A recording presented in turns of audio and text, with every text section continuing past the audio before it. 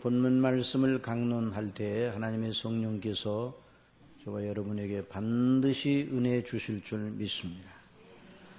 매년 이맘때가 되면 우리가 맥추 감사 예배를 드립니다. 이 예배는 신약적인 절기의 의미를 가진 것은 아닙니다. 신약 성경에는 어떤 절기도 우리에게 부과하지 않고 있습니다.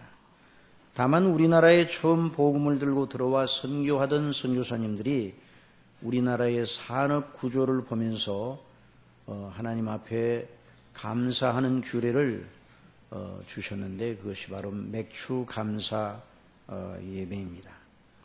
선교 초기 우리나라의 산업 구조는 농업 중심의 제1차 산업 구조였습니다. 그러니 구약 시대의 그 산업 구조와 크게 다르지 않았어요. 구약 시대가 몇 천 년 동안 예수님 이전의 구약 시대인데 예수님으로부터 2000년 지나고 또 구약 시대가 있고 그러는데도 우리나라의 이 산업의 형태는 1차 산업, 농경 산업. 물론 이스라엘은 농경과 목축을 겸하였습니다. 그런데 우리나라는 주로 농경이었어요. 가을에 쌀농사, 그리고 봄에 보리와 밀을 추수하여 거기에 우리의 생활이 아주 거의 대부분이 의존되어 있는 그런 실정이었습니다. 그것을 보면서 이 선교사님들이 구약의 맥추절과 생각을 이어서 아마 그런 마음을 가졌겠죠. 그래서 우리 하나님 앞에 보리 추수를 하고 난 다음에 이렇게 중간에 하나님 앞에 영광을 돌리는 것이 아름답겠다. 그래서 이 아름다운 규례로 정해 놓으셨어요. 어떤 분들은 이런 절기들이 성경에 없으니 꼭 지킬 필요가 있느냐 이렇게 묻는 분들도 있어요. 그러나 우리가 어떤 경우에도 그리스도 안에 있는 하나님의 은혜와 그 영광을 기념하면 거기서 의미를 찾을 만한 것입니다.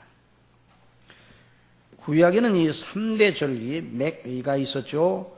구약의 3대 절기, 유월절, 또 이어지는 무교절, 그리고 이 맥추절, 또 그 맥추절과 오순절이 같이 이렇게 연결이 되죠. 그리고 또 77절이라고도 하고요. 그 다음에 수장절 또는 초막절, 이 세 큰 절기가 있었습니다. 이 절기들은 그리스도 안에서 우리를 구원하시는 하나님의 거룩한 역사, 곧 구속사를 그 영적인 의미로 삼고 있는 절기들이었습니다. 물론 외면적으로는 이스라엘 사람들이 애굽 땅에서 벗어나서 구원을 받은 일을 기념하고 또 하나님 앞에 영광을 돌리고 감사하는 그런 의미가 담겨져 있었지만은 그 내면에는 바로 그리스도 안에서 우리를 구원하시는 하나님의 그 거룩하신 역사를 중심에다 두고 예표적인 그런 의미를 가지고 있었습니다. 우리가 이제 더 이상 이제 구약의 절기들은 지킬 필요가 없습니다. 왜냐하면 그리스도 우리 주님 안에서 구약의 절기들이 예표하는 그 모든 것을 다 완성하였기 때문입니다. 그래서 하나님께서 그리스도 안에서 우리에게 주시는 이 구속의 은혜 속에 우리가 견고히 서면 되는 거죠. 그러나 오늘날도 이렇게 교회가 아름다운 규례를 정해서 주의 영광을 기리고 주의 이름을 높이고 감사하는 것은 나쁘지 않다고 봅니다. 오늘 우리는 이 말씀, 이 신명기의 말씀을 상고해 보면서 오늘 이 맥추감사 예배를 드리며 어떻게 하나님 앞에 감사하며 우리 믿음을 견지해야 될 것인가 하는 것을 살펴보기를 원합니다. 신명기는 본래 광야 생활을 마감하고 약속의 땅, 젖과 꿀이 흐르는 가나안 땅에 들어가 살게 될 이스라엘 백성들을 위하여 다시 재교육한 것이다. 이렇게 말할 수 있어요. 신명기라는 이 신이 다시 신. 그리고 이제 영어로는 디트로놈이라 그러는데 다시 재명령, 다시 명령했다 하는 의미로 그렇게 이름을 붙인 것입니다. 그래서 다시 두 번째로 명하신 말씀이라는 의미죠.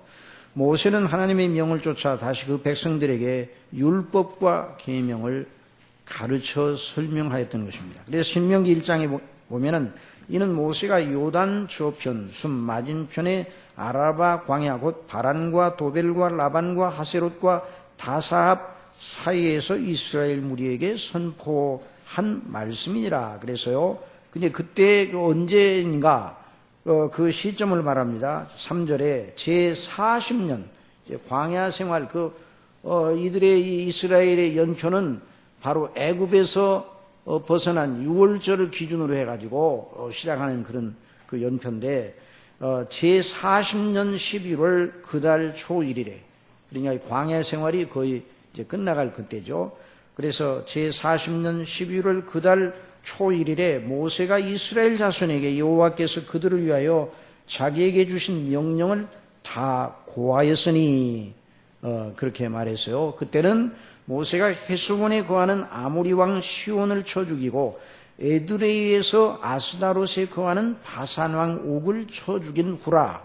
모세가 요단 저편 그러니까 요단 저편 모압 땅에서 이 율법 설명하기를 시작하였다. 그렇게 말씀을 했어요. 그러니까 요단 저편이라면 가나안 땅을 바라보면서 이제 요단강을 건너서 가나안 땅으로 들어가잖아요. 그래서 이 가나안 땅을 목전에 둔 백성들을 가르친 말씀이다. 이렇게 말하면 되겠습니다. 여러분 우리가 이미 알고 있듯이 애굽에서 나온 모든 하나님의 사람들, 그 이스라엘 사람들 전부가 가나안 땅에 들어가게 된 것이 아닙니다. 애굽에서 나온 이들 중에 20세 이상 된 자들은 여호수아와 갈렙을 빼놓고 하나도 가나안 땅에 들어가지 못했습니다. 그러니까 20세 이하인 사람들과 그리고 광야 생활 속에서 태어난 이스라엘 자손들, 그 사람들만이 가나안 땅에 들어가게 되죠. 그거에 대한 그 성경적 배경을 잠깐 살펴보면 이렇습니다. 광야 생활 초기 바란 광야에 이르렀을 때 하나님께서 모세에게 각 지파별로 한 사람씩 정탐꾼을 뽑아 12정탐꾼을 보내어 가나안 땅을 탐지하게 하라고 명령하셨습니다. 그런데 정탐꾼들이 돌아왔을 때 포도송이 하나를 둘이 메고 올 정도로 거기서 그 가나안 땅이 얼마나 젖과 꿀이 흐르는 비옥한 땅인가를 보여주는 증표죠. 그처럼 하나님께서 약속하신 대로 그 땅이 그렇게 비옥한 땅이라는 걸 목도하게 되었습니다. 그 증거를 통해서 말입니다. 그러나 여호수아와 갈렙을 제외한 10지파 정탐꾼들은 그 땅에 포진하여 살고 있는 막강한 거인 안악 자손들을 보자마자 질려버렸어요. 여러분 믿음은 보는 대로입니까? 보는 대로가 아닙니까? 보는 대로 하면 믿음을 지킬 수가 없습니다.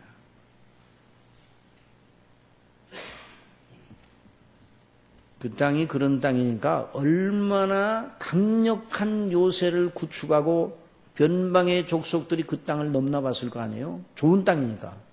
그걸 지키기 위해서 거기는 안악 자손들, 가나안 칠족들이 상당한 방어력을 가지고 지키고 있었어요. 그리고 그들의 신체가 아주 거인이라. 그 위세에 눌려서 10지파 대표 정탐꾼들은 와서 백성들 앞에 뭐라고 보고하는가? 우리는 그들 앞에 메뚜기라.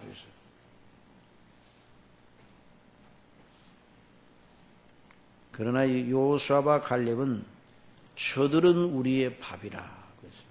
그러면 똑같은 것을 보고도 한편에서는 우리는 그들 앞에 메뚜기다. 그러니 가나안 땅에 들어갈 마음이 생기겠어요? 그러나 여호수아와 갈렙은 저들은 우리의 밥이라. 한쪽은 눈에 보이는 것을 보고 결론을 내렸고 다른 한쪽은 눈에 보이지 아니하시나 천지의 대주제시오 전지전능하시고 약속에 신실하신 하나님과 그 말씀을 의존하여 결론을 내렸습니다. 그리고 백성들 앞에 두 보고를 해서 두 보고가 백성들 앞에 두 레포트가 백성들 앞에 제시되었어요.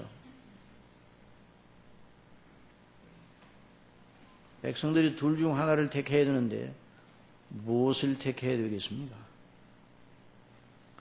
그러나 예나 지금이나 사람들은 눈에 보이지 않는 것은 없는 것처럼 생각해요. 눈에 보여야.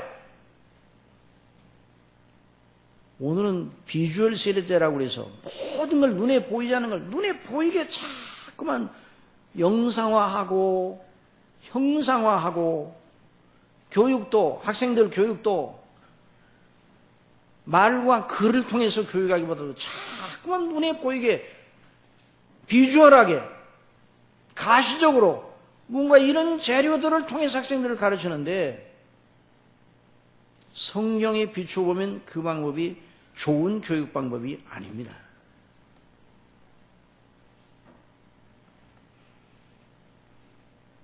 대단히 피부에 와닿고 이해에 도움을 줄 수는 있으나 눈에 보이는 것으로 어떤 진리를 나타내면 대번에 눈에 보이는 것에 한정돼 버리고 말아요. 그래서 하나님을 눈에 보이는 형상으로 절대로 만들지 말라고 말씀하십니다. 백성들이 눈에 보이는 그것을 의지하여 결론을 내린 열 정탐군들의 보고를 듣고 울며 통곡하며 슬퍼했어요. 우리를 애굽 땅에서 그냥 살게 내버려도 시대에 왜 이 광야까지 데리고 와서 들어가지도 못할 가나안 땅에 들어가게 하시고 또 광야에서 죽게 하는 거 애굽에 매장지가 없느냐? 다시 애굽으로 돌아가자. 사랑하시는 성도 여러분, 저나 여러분이나 보는 것을 의지하여 불신앙으로 살면 이 땅에 사는 날들이 항상 슬픔의 날들이 됩니다. 그걸 알아야 돼요.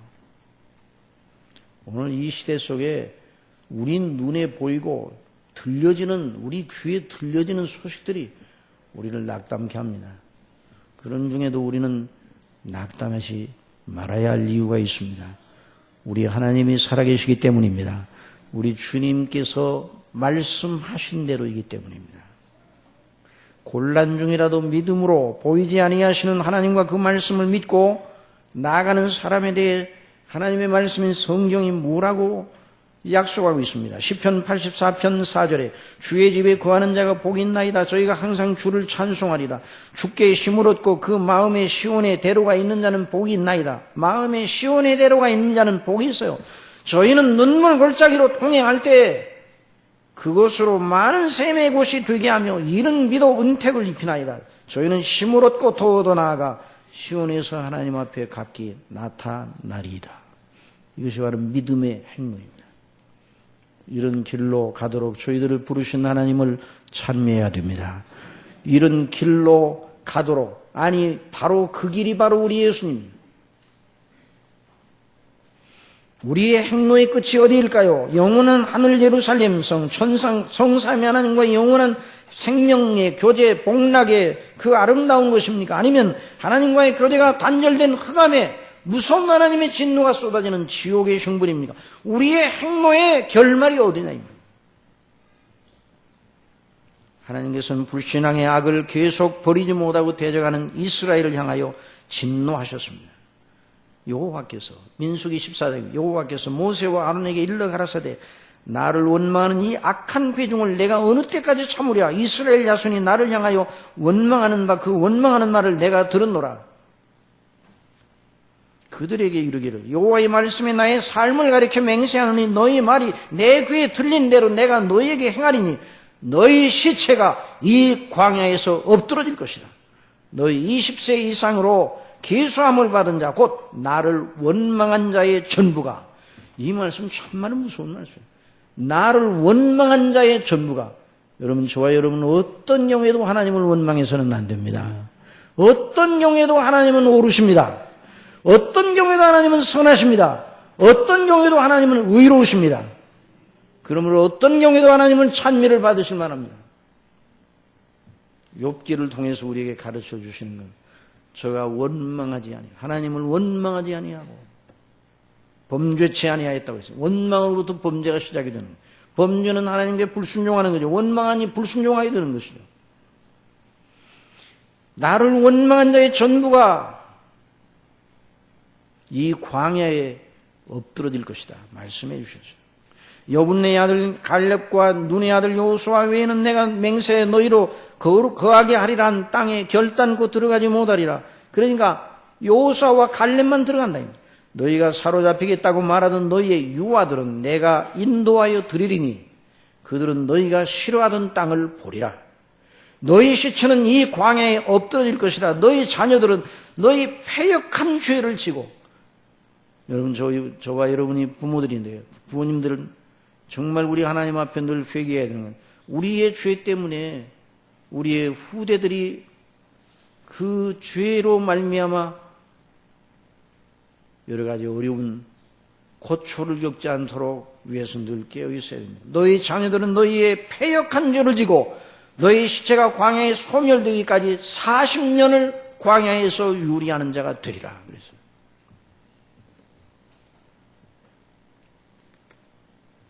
그 땅을 탐지한 날수 40일의 하루를 1년으로 계산하여 환산하여 그 40년간 너희가 너희의 죄악을 질지니 너희가 나의 싫어버림을 알리라 하셨더라.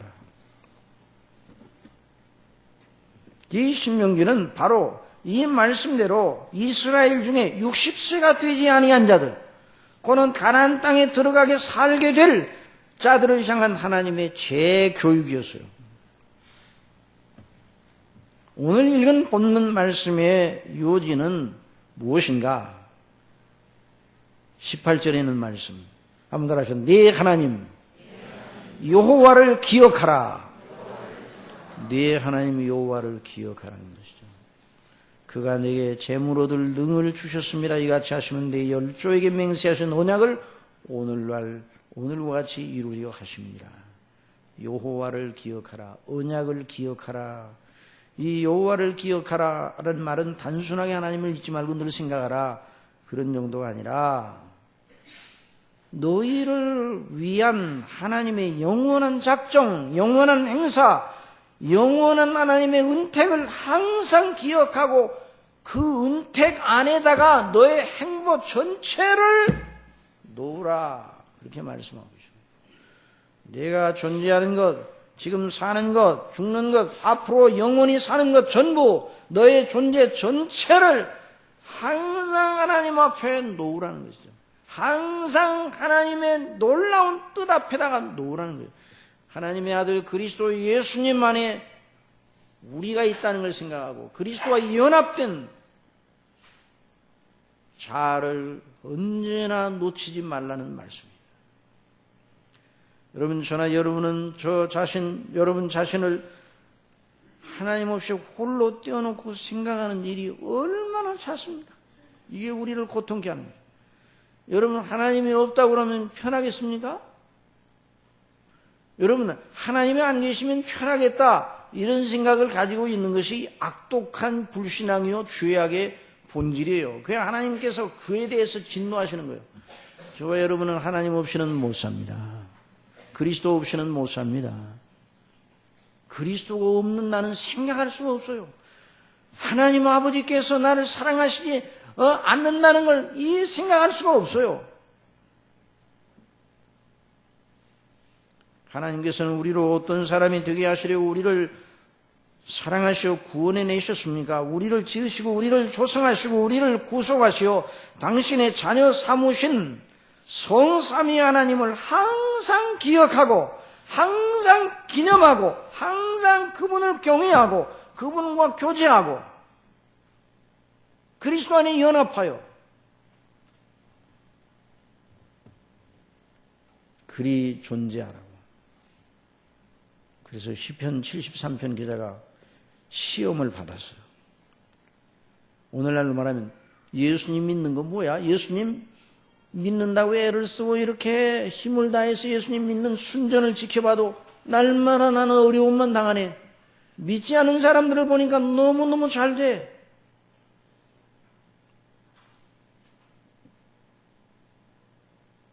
저들의 외적인 모습을 보니까 자기들이 원하는 계획대로 더 많은, 계획보다 더 많은 소득이 있고, 죽는 때에도 가만히 보니까 평안히 죽는 것 같고, 저희들이 하나님을 그렇게 원망하고 하나님 없는 식으로 마음대로 행하고 마음대로 말해도 아무런 일도 일어나지 않아요. 그런데 예수님이 있는 나는 조금만 잘못하고 하나님 앞에 잘못하면 민감하게 하나님께서 나를 책망하시고, 내가 아침마다 징책을 보았다고 시편 기자가 말해요. 그래서 마음의 시험을 받았어요. 그러나 성소에 나아갈 때, 따라하세요. 성소에 나아갈 때 하나님께서 베푸시는 은혜의 성소의 은혜를 베푸시는 성소에 나가 하나님께 예배하고 기도할 때 내가 저희의 결국을 깨닫게 되었나이다. 하나님의 거룩하신 은혜를 받을 때, 말씀을 받을 때 하나님께 영광을 돌리고 예배를 드리니 그걸 통해서 하나님께서 은혜를 주셔서 눈을 열어 하나님 없는 자들의 영원한 파멸에 대해서 깨우쳐 주시고 믿는 자의 복이 무엇인가를 알게 해주셨다는 말입니다. 그래서 시편 기자는 말합니다. 주의 교훈으로 나를 인도하시고 후에는 영광으로 나를 영접하시리니 하늘에서는 주의 누가 내게 있으리요 땅에서는 주밖에 나의 사모할 자 없나이다. 내 육체와 마음은 쇠잔하나 하나님은 내 마음의 반석이시오 영원한 분계시라. 한번 따라합시다. 하나님은 내 마음의 반석이시오 영원한 분계시라. 내 육체도 마음도 쇠잔할 때가 오는 것이다.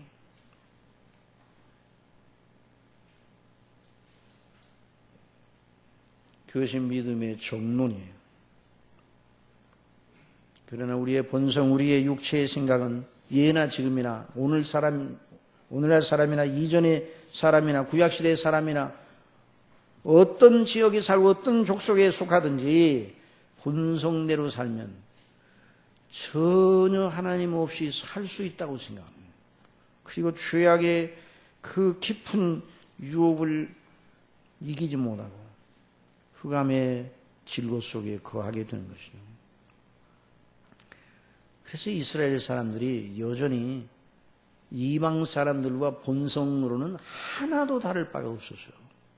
구약을 읽어보면요, 이스라엘이 더 착한가 이방인이 더 착한가 다 똑같이 악합니다. 하나님께서는 그럼에도 불구하고 택한 백성인 이스라엘 사람들을 향하여 가나안 땅에 약속의 땅에 들어갈 사람들을 향하여 말씀하십니다. 내가 오늘날 내게 명하는 여호와의 명령과 법도와 규례를 지키지 아니하고 네 하나님 여호와를 잊어버리게 되지 않도록 삼갈지어다. 내가 먹어서 배불리고 아름다운 집을 짓고 거하게 되며 또 내 우양이 번성하여 내 은금이 증식되며 금과 은이 많아지고 내 재물이 많아지고 소유가 다 풍부하게 될 때 내 마음이 교만하여, 이게 무서운 말씀, 두렵건대 내 마음이 교만하여 내 하나님 여호와를 잊어버릴까 하노라. 여러분, 저나 여러분은 어려울 때는 어려울 대로 죄를 짓고요, 풍족할 때는 풍족할 대로 죄를 짓습니다.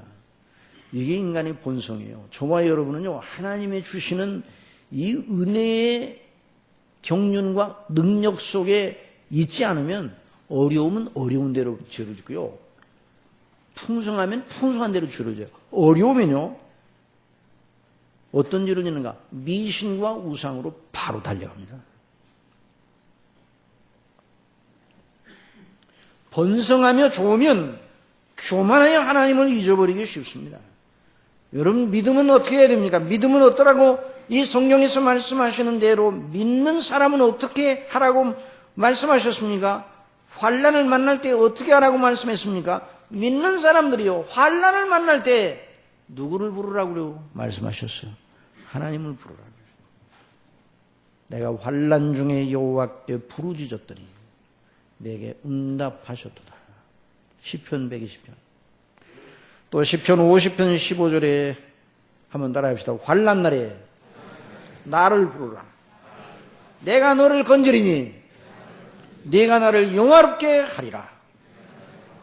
예, 환난 날에 나를 부르라 그랬어요. 여러분 환난이 왔습니까? 그러면 누구를 부르라고요? 하나님을 부르라요. 아버지를 부르라요. 아버지, 주여!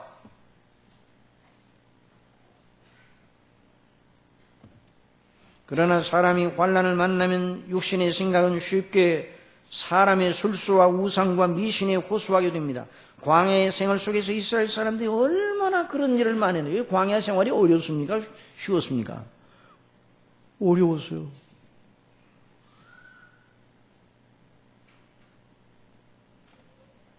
그러나 그런 가운데서도 어렵기는 했지만 여전히 그들의 마음을 붙잡고 있고 그들에게 필요한 위로의 놀라운 은혜는 늘 공급되고 있었어요. 구름 기둥과 불 기둥으로 하나님께서 저들과 함께 하신다는 표정을 선명하게 알게 하셨습니다. 그런데도 불구하고 여러 번 우상, 그 광야 생활 동안에 얼마나 우상을 섬겼어요. 악하고 음란한 대로 떨어지고 하나님의 노를 격발하고, 그것이 이스라엘 사람들에게만 해당되는 게 모든 인생들의 소위입니다.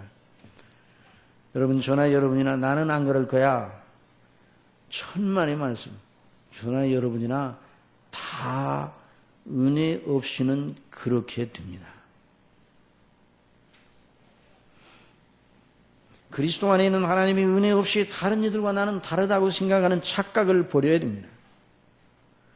또 하나님의 은혜를 기억하지 않으면 풍성해지고 번영하면 반드시 교만하게 됩니다. 여러분, 제일 이기기 힘든 것이 풍성하고 번영할 때 교만이에요. 정말 이기기 힘든 것이에요. 아니, 못 이겨요. 우시야 왕은 정말 훌륭한 왕이었습니다. 하나님께서 정말 필요한 은혜를 주시고 그 우시야 왕이 하나님을 경외하는 왕이었어요. 훌륭한 왕이었어요. 그 통치 기간 중에 하나님께서 그에게 복을 주시어 강대하게 하셨습니다. 강력한 군사력, 이 열왕기를 보면 강력한 군사력, 또 대단한 경제력, 경제 정책이나 군사 정책이나 대단했어요. 그리고 유다에게 조공을 바치는 변방의 족속이 아주 많았어요. 역대하 26장 7절에 보면 하나님의 도우사, 누가 도우사? 하나님의 도우사. 이걸 알아야 돼요. 우리가 이걸 잊어서는 안 돼요. 누가 도우신다고요? 하나님께서 도우셔. 우리에게 온 모든 건 다 하나님께로부터 오는 거예요. 그런데 하나님의 도우사 블레셋 사람과 구루 바알에 거한 아라비아 사람과 마온 사람을 치게 하신지라 암몬 사람이 우시야에게 조공을 바치매 우시야가 심히 강성하여. 어떻게 강성했다고요? 이 성경에서는 괜히 과장법을 쓰지 않습니다. 심히 강성했다면 그 강성함이 하늘을 찔렀다는 말이에요. 그 이름이, 우시야의 이름이 애굽 변방까지 퍼졌더라고요. 그러니까 당시 국제사회의 그 국제 질서 속에 얼마나 그 힘이 강대했는가 하는 걸 여기서 보여주는 거예요.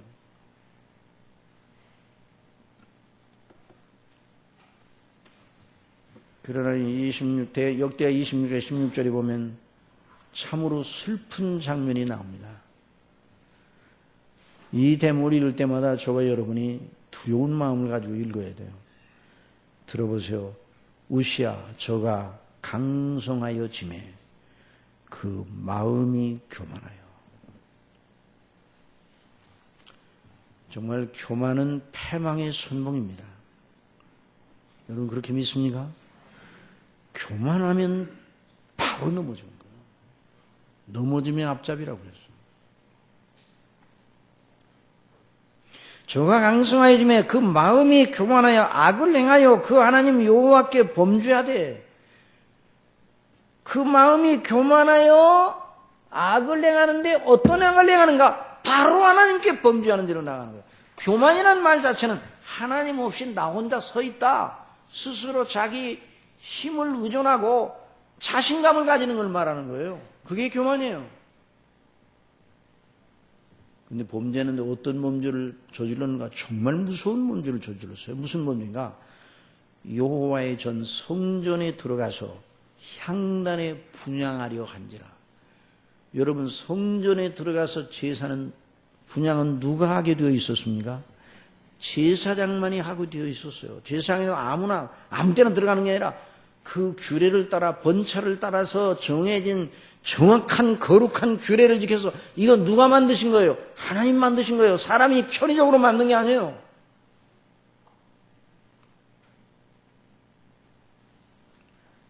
아론의 두 아들 중에 하나님이 주지 아니하신 다른 불을 가지고 제사 드리려 하다가 성전에 들어가 제사 즉사했어요.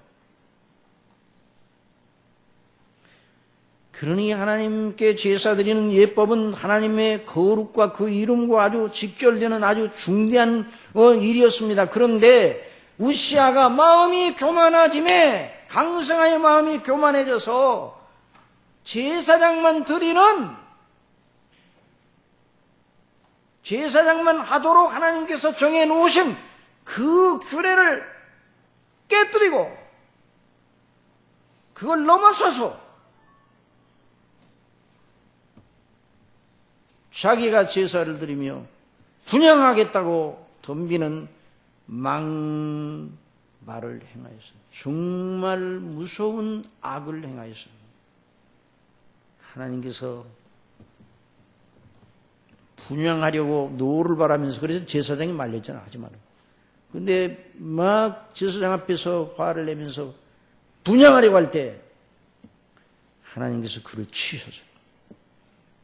그래서 그 이마에 즉시로 나병이 들게 해서 죽는 날까지 평생을 하나님의 성전에 나아가지 못하고 별궁에 거하며 아들 요담에게 왕권을 수행하도록 하고 넘겨주었어요.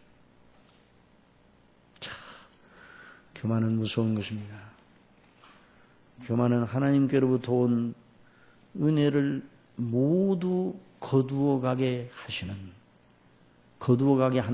무서운 벌입니다. 무서운 죄입니다. 여러분, 하나님 앞에 늘 기도하시기 바랍니다. 주여, 교만하지 않게 하옵소서. 하나님을 기억하라는 것은 바로 하나님의 은혜를 생각하고 감사하며 늘 우리의 근원이 어디 있는가를 생각하라는 거야. 그래서 하나님의 영광을 높이는 걸 본업으로 삼으라는 말입니다.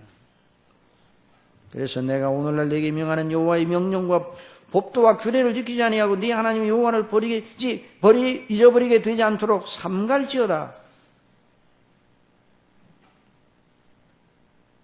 하나님이 명하시는 명령, 법도, 규례, 곧 말씀을 지키라는. 복 있는 사람은 악인의 꾀를 쫓지 아니하며 죄인의 길에 서지 아니하며 오만한 자리에 자리에 앉지 아니하고 오직 여호와의 율법을 즐거워하여 그 율법을 주야로 묵상하는 자로다. 말씀을 주야로 묵상하는 자로다. 하나님을 기억한다는 건 뭐예요? 하나님의 은혜를 의지한다는 말인데, 하나님의 은혜를 의지한다는 건 뭡니까? 말씀이 그 중심에 있다는 말이에요. 여러분, 우리가 우리 종교성을 가지고 하나님을 섬기는 게 아니에요. 우리 생각으로 옳다고 생각하는 게 아니라 하나님 섬기는 게 아니에요. 하나님께서 명하신 대로 한번 따라합시다. 하나님께서 명하신 대로, 말씀하신 대로, 약속하신 대로, 기록하여 주신 성경대로 섬겨야 하나님을 섬기는 거예요. 내가 정해서 섬기는 게 아니에요. 신명기 8장 이 본문 말씀 앞부분에 뭐라고 말씀했는가? 3절에 너를 낮추시면 너를 줄이게 하시며 광야 생활을 왜 하게 하시는가? 또 너도 알지 못하는 네 열조로 알지 못하는 만나를 내게 먹이신 것은 그 이유가 어디 있는가? 이렇게 말씀하셨어요. 사람이 떡으로만 사는 것이 아니요 여호와의 입에서 나오는 모든 말씀으로 사는 줄을 너로 알게 하려 하십니다. 여러분, 이 지상에 사는 저와 여러분의 인생 행로가 떡만 먹다가 죽는 행로가 되지 않도록 하신 우리 하나님께 영광을 돌리시기를 바랍니다. 떡만 먹다가 밥만 먹고 자고 일어나 또 밥 먹고 자고 일어나 일하고 그러다가 죽어요. 떡만 먹고 떡으로만 사는 사람입니다. 그러나 하나님의 사랑하시는 자들은 여호와의 입에서 나오는 모든 말씀으로 사는 줄을 너로 알게 하십니다. 이게 광야 생활이, 보세요. 광야 생활이 얼마나 척박해요. 참 어려웠어요. 여러분, 우리를 광야에다 거기다 갖다 놓으면 우리 입에서는 찬송이 나오고 정말 그렇게 금방 그러지 않았을 겁니다. 저나 여러분이나 똑같이 이스라엘 사람과 똑같이 늘 불평하고 불만하고 언제 이 광야 생활을 벗어나나? 이 척박한 땅에서 언제까지 있어야 돼?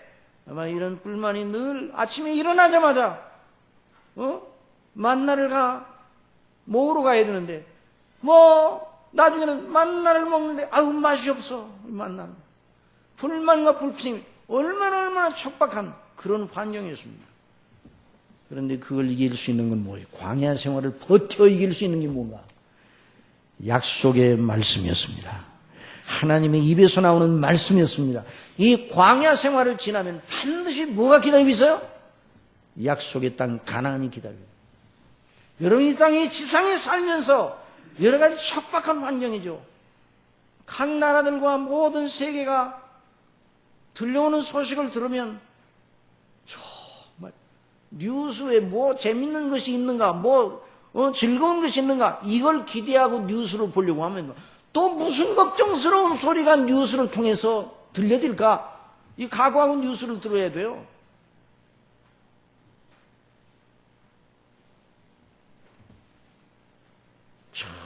정말 우리로 하여금 마음을 너그럽게 하고 기쁘게 하고 즐겁게 하고 희망 어리게 하는 소식은 들려오지 않습니다.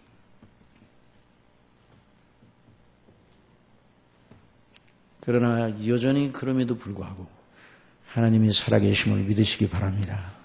하나님의 입으로 하신 말씀대로 진행되고 있다는 사실을 믿으시기 바랍니다. 하나님께서 약속하신 대로,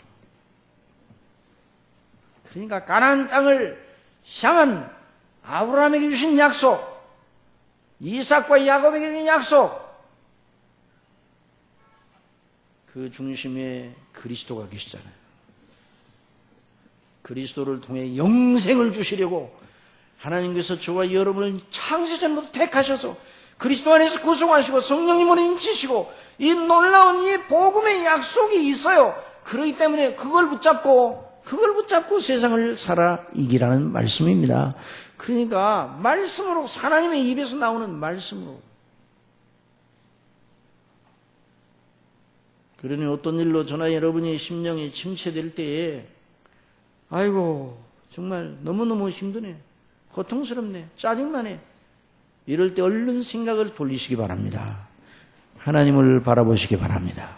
그리스도를 바라보시기 바랍니다. 우리 속에 계신 성령님을 의지하여 하나님의 말씀을 묵상하시기 바랍니다. 우리가 이 땅에 살고 나중에 어디로 가게 될 것인지 우리의 영광스러운 그 영원한 생명과 그에 속한 복락의 영광, 하나님이 약속하신 그리스도 안에 이루신 대속의 은혜를 생각할 때 그것으로 광야 생활을 이겨나가는 거예요. 밥만 먹다가 죽을 것입니까? 그 밥이 아무리 좋아도, 그 밥이 아무리 비싸도 밥일 뿐이에요.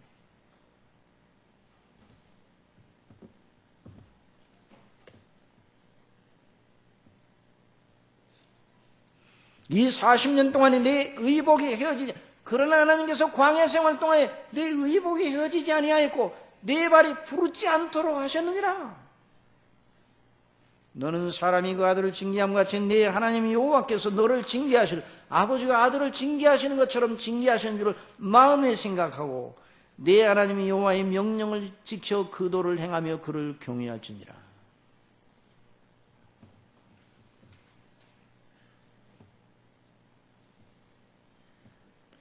정말 하나님께서 우리를 얼마나 그리스도 안에 사랑하셨는지를 생각하고 그 놀라운 말씀을 기억하는 것이 우리의 마음의 종욕, 우리의 교만, 우리의 악한 생각, 우리의 낙담, 우상과 미신으로 빠져들어가는 이 모든 걸 이기는 방벽입니다.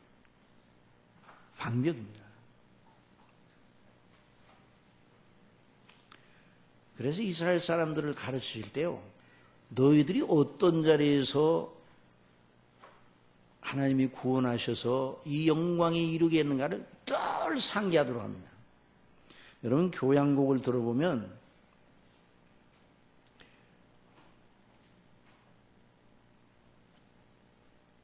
그 교향곡을 들어보면 어떤 선율이 자주 반복되어 나타나는 것을 알게 돼요. 그래서 그 음악을 전문하시는 분에게 제가 어제 여쭤봤는데, 그 교향곡을 주도적으로 끌고 가는 그 선율을 주제 선율 또는 모티브, 주도 동기라 이렇게 이제 번역한다고 그러는데, 그 교향곡을 예를 들어 운명이라는 교향곡이 있으면 운명이라는 교향곡에 그 처음에 나오는 그 선율이 중간중간에 계속 변조되어서 나타나고 끌어나가잖아요. 그 성경에도 보면 성경 전체를 이끌어 나가는 그와 같은 것이 있습니다. 그와 같은 모티브가 있어요. 그래서 이제 구약의 신학자들은 그걸 말하기를 출애굽의 모티프라고 합니다. 한번 따라해보세요. 출애굽의 모티프. 구약의 선지자들, 모세와 선지자들이 늘 자주 쓰는 어구가 있는데, 자주 쓰는 문구가 있는데, 그 문구안이 너희를 애굽 땅 종되었던 자리에서 인도하여 내신 하나님께서 말씀하시노라. 이 말씀이 모세나 모든 선지자들에게 계속 쓰여지고 있어요. 이 문구가. 백성들을 깨우칠 때 너희들을 어떤 자리에서 건져 이 영광의 자리에 이르게 했는가? 그가 누구신가? 그 하나님을 경외할지니라. 여기 있는 말씀도 보면 두렵건대 내 마음이 교만하여 네 하나님 여호와를 잊어버릴까 하노라. 여호와는 너를 애굽 땅 종되었던 집에서 이끌어내시고 너를 인도하여 그 광대하고 위험한 광야고 불뱀과 전갈이 있고 물이 없는 건조한 땅을 지나게 하셨으며 또 너를 위하여 물을 굳은 만성에 내셨으며 네 열조로 알지 못하는 만나를 광야에서 내게 먹이셨나니. 왜 그렇게 하셨는가?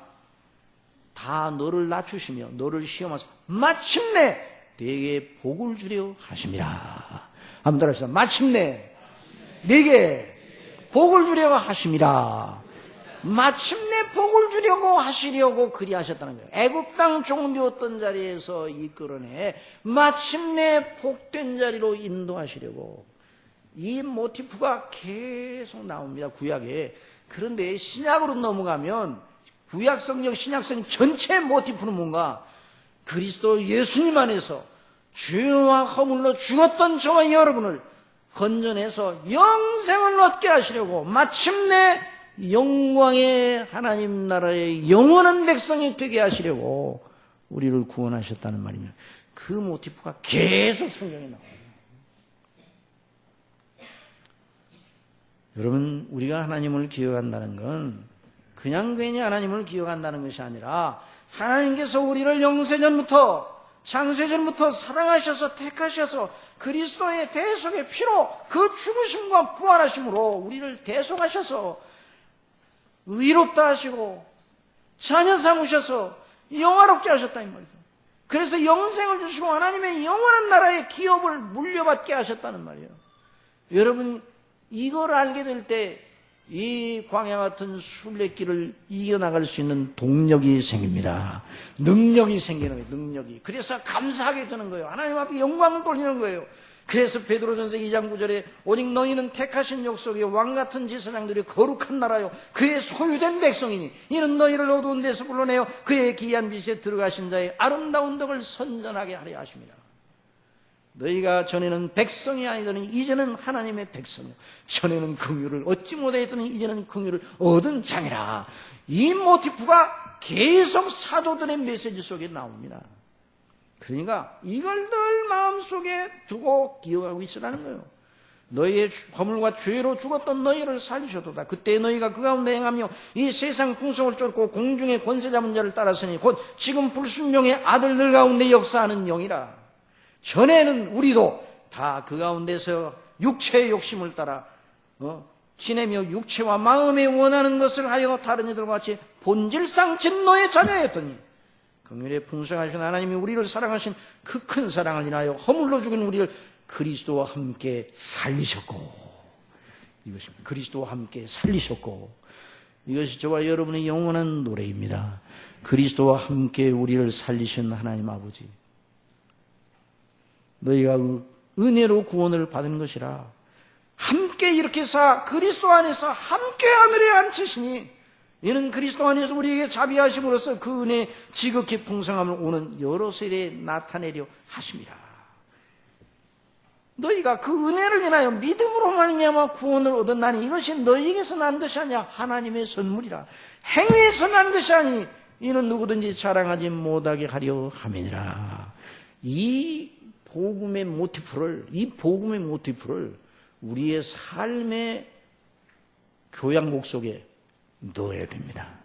그러면 그 모티프를 가지고 하나님 앞에 우리의 삶을 연주하면 하나님이 우리의 삶 속에서 역사하셔서 당신이 은혜의 그 놀라운 영광이 우리의 삶 속에 그 가락으로 나타나는 걸 보시고 너무너무 기뻐하시는 겁니다. 내가 너희를 인하여 기쁨을 이기지 못하신다는 말씀이 바로 그것입니다. 두렵건대 내가 이르기를 내 능과 내 손으로 내가 이 재물을 얻었다 할까 하노라.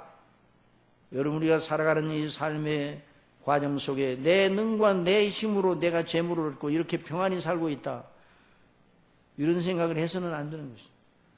또 우리가 사는 삶의 목적은 이 땅에서 잘 먹고 잘 살고 그러는 것이 우리의 삶의 목적이고 그것이 바로 하나님이 우리를 사랑하시는 목적인가, 이렇게 생각하면 기독교가 아니에요.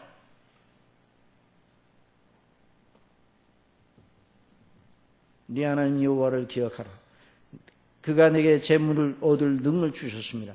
이같이 하시면 내 열조에게 맹세 언약을 오늘과 같이 이루리 하십니다. 언약을 붙들고 살라는. 우리는 이미 새 언약의 중보자이신 그리스도와 연합된 자들입니다. 그걸 붙들고 우리의 삶의 날들을 그냥 무익하게 보내지 말고 어떤 경우라도 기가 막히고 상황이 너무너무 참담하고 정말 말도 안 되고 너무너무 이길 수 없고 우리의 본성 한쪽에서 육체의 생각은 아니 하나님이 이러실 수 있나요? 라는 말이 팍 튀어나오려고 하는 이런 상황에 들어갈지라도 그것을 믿음으로 잠재우고 하나님의 놀라운 말씀과 언약을 붙들고 여호수아와 갈렙처럼 눈에 보이는 대로 하지 아니하고 눈에 보이지 아니하신 하나님의 신실한 약속을 붙들고 그리스도 대속의 은혜의 놀라운 은혜로 그리스도의 피로 승리하는 저와 여러분이 될 수 있도록 은혜 베풀어 주시기를 바랍니다. 그래서 우리의 이제까지 살아온 모든 날들이 주님의 은혜 가운데 있어요. 오늘도 주님의 은혜 가운데 우리가 있음을 믿으시기 바랍니다. 오늘 내 현실이 어렵고 복잡해도 내 현실이 나를 짓눌러도 여전히 하나님의 은혜가 우리를 감싸고 있습니다.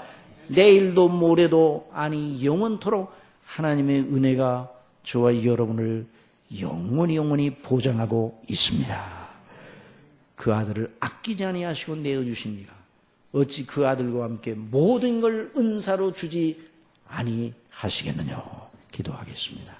아버지 하나님, 저희들이 죄와 허물로 죽어서 밥만 먹다가 떡으로만 살다가 죽을 인생, 그리고 하나님의 영원한 진노의 대상으로 지옥 흑암 속에 원망하며 이를 갈며 있어야 할 그런 사람들인데 아버지께서 저희들을 어떻게 그렇게 사랑하셔서 우리 주 예수님 안에서 저희들을 건져내시고 그 피로 구속하시고 하나님 아버지의 자녀로 인쳐주시고 성령님 저희들의 심령 속에 주셔서 날마다 이 믿음 떨어지지 않게 하시고 이렇게 순례길을 가게 하시는지 그 순례길 끝에 영원한 영광의 초소를 예비하시고 저희를 위하여 마련하신 그 영원한 나라의 그 아름다움의 영광 속에 들어가게 하시니 아버지는 이 어찌된 그 은혜인지요, 이 놀라운 은혜를 날마다 생각하고 늘 하나님을 기억하고 범사에 감사하고 늘 기뻐하고 현실이 어떠하다 할지라도